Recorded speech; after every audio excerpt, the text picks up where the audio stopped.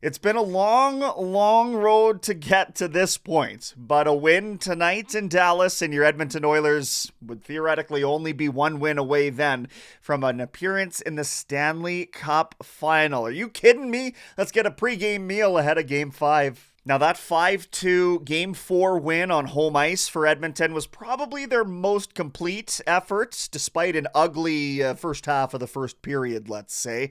But they turned it on, and from there, they never relinquished momentum. And that's been a big part of this series, really, for both sides.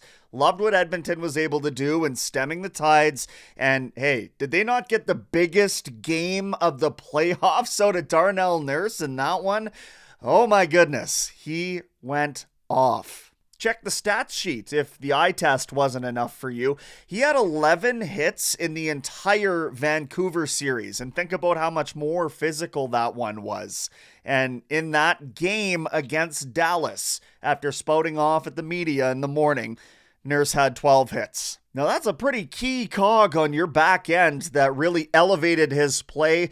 He was playing alongside Brett Kulak for much of that game, of course, in the absence of Vinny Desharnais. Thought Kulak looked good, and frankly, I thought Philip Broberg didn't look out of place at all, especially considering that was his first action in 3 or 4 weeks, his first NHL action in more like 5. And because the game was won, typically we don't see roster changes from head coach Chris Knobloch in this instance.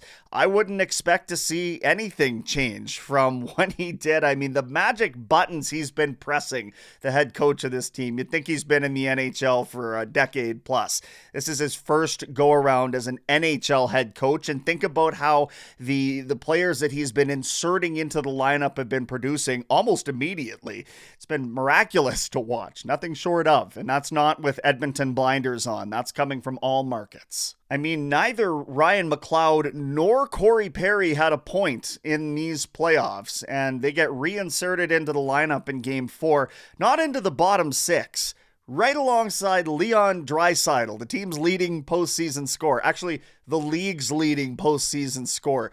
And they produced. So another ballsy move by the coach, and it paid off yet again. Did I mention Adam Henrique was 12 of 16 in the faceoff circle? Cleaned up in there, and they needed some help as well. So again, moves being made that are really eliminating this perceived gap in the quality of depth players that at least I had. I thought Dallas's experienced guys like Matt Duchene, Joe Pavelski would be a lot more impactful in this series, and in reality, they haven't made much of a stamp on anything. Instead, it's been Edmonton's depth players that are making more of an impact, whether it be in a penalty killing capacity or in the case of, say, Connor Brown and Matthias Janmark in that last game, connecting for a little offense. The biggest question for me heading into Game 5 tonight is whether Edmonton can put out that same kind of desperate performance in a game where their entire season isn't necessarily